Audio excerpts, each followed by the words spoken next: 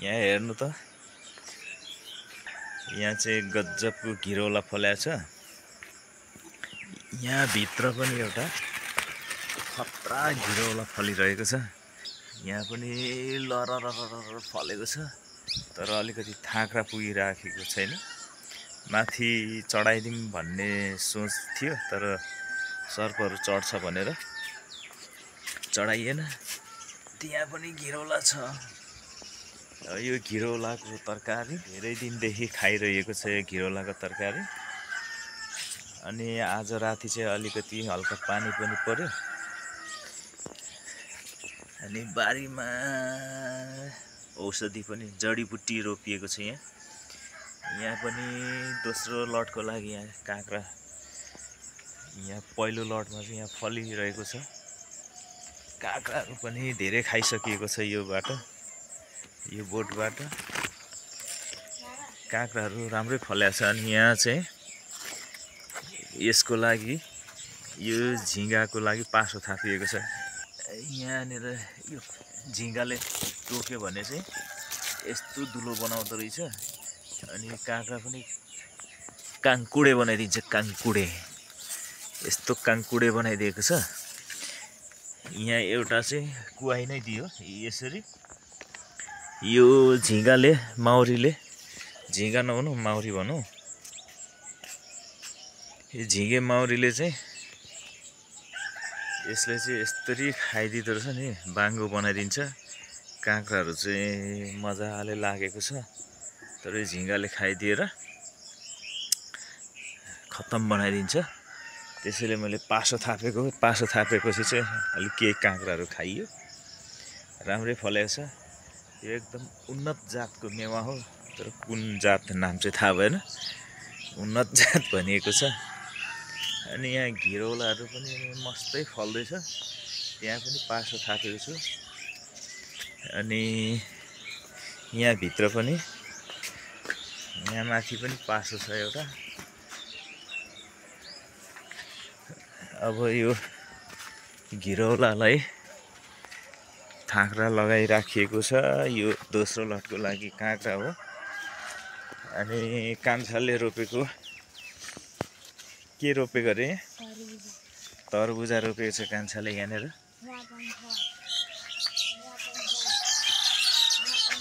कान्छा र म चाहिँ आज बिहानै भिडियो बनाउँदै हो होइन। तरबुजाको बिरुवा यहाँ पनि छ। बजारबाट किनेर ल्याएर खाँदै रोप्दै गरेको हो। कहाँ छ? यहाँ पनि छ बिरुवा। बालुवा छ, मलै छैन होइन। यहाँ पनि मस्त फलाएको छ। फलाएर के गर्ने? यहाँ हेर्नु के गर्ने अरे? आँप खारेहरू त आँखामा चोटै राखेको, चोटै लगाइदिन्छ। फलफुल प्रेमी भएकोले यहाँनिर ड्रागन फ्रुट पनि, ड्रागन पनि यहाँ रोपेको हो। अम्बा पनि यहाँनिर रोपेको हो। यो उन्नत अम्बा, बाह्रैमासे फल्ने। त्यहाँ चाहिँ भुइँकटर।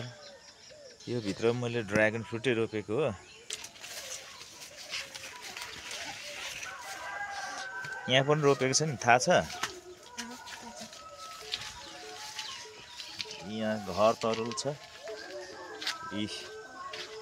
यहाँ चाहिँ यति लामो भइसकेको छ ड्रागन फ्रुट।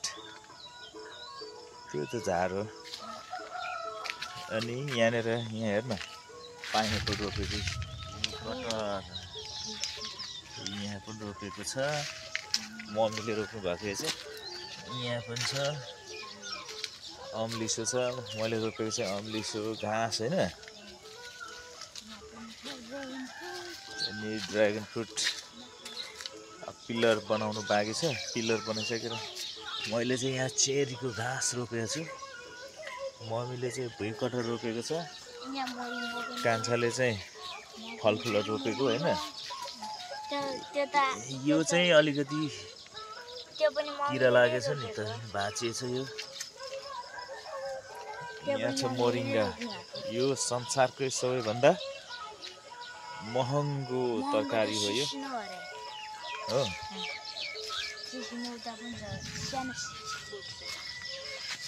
मोरिङ्गा मोरिङ्गा पनि मैले चाहिँ यहाँ काब्राको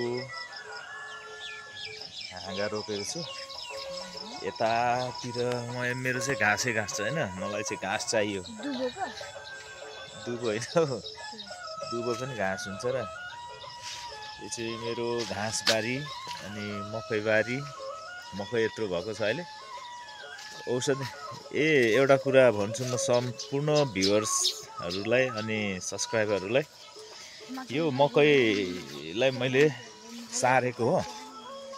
सारेको भन्दा पनि यो बिचमा धेरै पातलो थियो अनि यसलाई चाहिँ मैले सानैमा पनि सारेँ, अलिक पछि ठुलो भए पनि सारेँ। अनि के हुँदो रहेछ भने यो मकै सार्दाखेरि चाहिँ खासै घोगा चाहिँ लाग्दैन। पहिलेको आफै पलाएको जस्तो घोगा चाहिँ लाग्दैन भन्ने लागेको छ। अनि बेसी किरा लाग्यो। किरा लाग्दाखेरि मैले विभिन्न औषधिहरू ल्याएर त्यो फौजी किराको औषधिहरू ल्याएर चाहिँ विषादीहरू चाहिँ औषधि नभन्नु फौजी किरा मार्ने विषादी ल्याएर मैले लगाएँ। तर खासै विषादीले मर्दैन। भेटेको जति अब तुरुर चुहाएर किरामाथि नै चुहाउँदाखेरि चाहिँ मर्दो रहेछ ठहर। श्रीमतीजीको सल्लाह अनुसार विषादी लगाउनु भन्दा चाहिँ युरिया मल लगायो भने छिटो किराले खान नसक्ने गरी हलक्कै बढ्छ अरे भन्ने कुरा सुनेर श्रीमतीजीकै सल्लाह अनुसार मैले युरिया लगाइदिएको। भोलिपल्ट त मकै त यत्रो भयो नभन्दै किराहरू पनि सकिँदै गयो। किराहरूले पनि अब खासै खान छोड्यो। खान त खाएकै छ, तर पनि सानोमा खाएको पातहरू चाहिँ हो यो। अब अरू चाहिँ प्राय निस्किसक्यो। मैले के गरेँ भने धाराबाट पाइप जोडेँ अनि पाइप ल्याएर डाइरेक्ट त्यो मकैको टोक्रामा जहाँ किराले खाएको थियो त्यो प्रत्येक यो मकैको बोटलाई चाहिँ एकचोटि पाइपबाट पानी ल्याएर किरा जाने गरी सबैलाई मैले धोएको यो अथवा पानी हालेको हो। अब अहिले त यो सारेको मकैहरू पनि घोगा लाग्ला जस्तो भयो। मैले यसलाई निकै छाँटेको छु, पातलो बनाएको छु। मकै पातलो बनाइदिएको छु। अहिले त भन्दा पनि बाक्लै छ। अब यसलाई निकाल्नु बाँकी छ। पानी झरी पर्यो भने चाहिँ किरा पनि नलाग्ने रहेछ। अनि सानोमा एकचोटि गोडेर सट्टै अलिक युरिया लगाइदियो भने किराले खान नपाए बढ्दो रहेछ भन्ने नलेज दिन चाहेँ मैले। योबाट फलफुल लगाएर खानुपर्ने हो। यो बारीमा मकै लगाइएको छ। अब यसपालि यो बर्खाको लागि यसमा धान पनि रोप्ने भन्ने सल्लाह हुँदैछ। पहिले यहाँ खेतै थियो 3वटा कोला, तर मैले सबै एउटै कोला बनाइदिएको छु। अहिले चाहिँ मकै यस्तो छ। जेठ 16-17 गतिको अवस्थामा मकै यस्तो छ। माथिल्लो गाउँतिर चाहिँ मकै सानो नै छ। अहिले पनि यहाँ चाहिँ धान रोप्ने भनेर अलि अगाडि लगाएको हो र हल्का मल हालिदिएकोले ठुलो भएको देखिन्छ। यहाँनिर फुलहरू मैले यहाँ फुलाएको छु। अब अरू फुलहरू जोगाउन सकिएन। यो फुलहरूलाई चाहिँ मैले यसरी बनाएको छु। कलरको यहाँ भुइँभरि पनि फुलेको छ। यसरी फुलहरू फुलिरहेका छन्। दोस्रो लटको लागि बोडीहरू यहाँनिर मैले यही घिरौलाको झ्याङमुनि लगाएको छु। यो घिरौलाको मुन्टा पनि खाइहालियो। यहाँनिर यसरी चुटेर खाइएको छ। यो चाहिँ घिरौलाको मुन्टा खाने चलन थिएन गाउँमा, र यहाँ चाहिँ ठ्याक्कै इस्कुसकै मुन्टा जस्तो हुँदो रहेछ। खान पनि इस्कुसकै मुन्टा जस्तो हुँदो रहेछ। कान्छा माथि पानी भरिएछ त के गरौँ? म जाउँ पानी बन्द गर्नु? आकाश गडङ गर्दैछ। माथि ट्याङ्कीमा पानी भरिएको छ। म पहिले पानी बन्द गरिहाल्छु है त।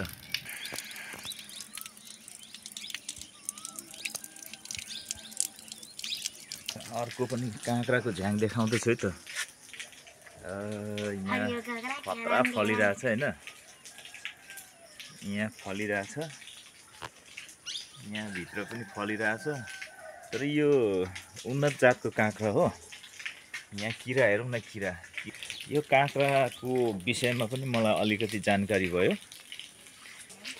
यो काँक्रा चाहिँ के हुँदो रहेछ भने पानी झरीले मस्त भिज्यो भने चाहिँ एकदम स्विट हुँदो रहेछ।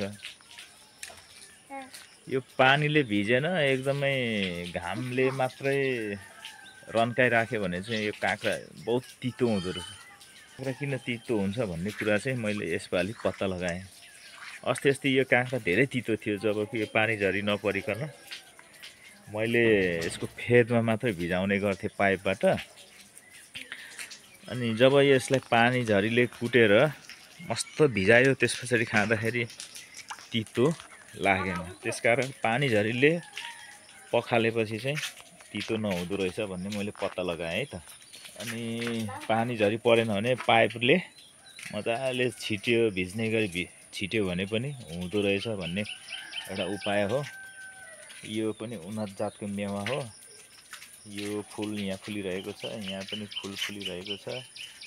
यहाँ यो चाहिँ मैले 3वटा कलरको फुललाई चाहिँ जोडेको छु ग्राफ्टिङ गरेर।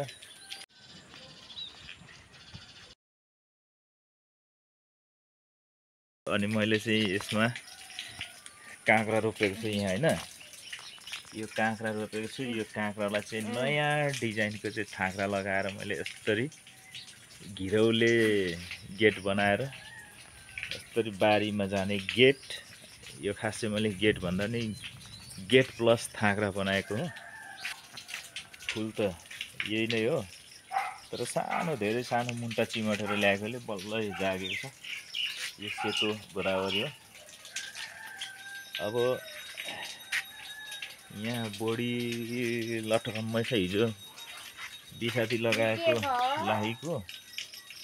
अब यहाँ मस्त फल्न सुरु गरेको छ। तरकारी बारीमा छ, तरकारी किन्न गाह्रो छ। सरकारले मसला किन्ने पैसा बढायो अरे भन्ने चाहिँ सुनेको हो। अब बोडी नरोपी भयो त, अनि यसरी बोडी रोपिएको छ। यो मकैबारी र लिचीले गर्दा अलि छाया पर्यो। हिजो मैले यहाँनिर भान्टालाई यहाँ मल हालेर छोपेको छु। अनि ड्रागन रोपेको छु मैले त्यहाँ पनि भान्टा छ, यहाँ पनि भान्टा मल हालेर हुर्काउँदैछु। अनि यसरी बोडी फलेको छ यहाँ।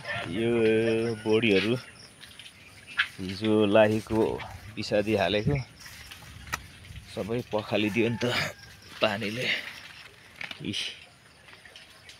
अहिले चाहिँ तरकारी किन्नु परेको छैन। तिते करेला।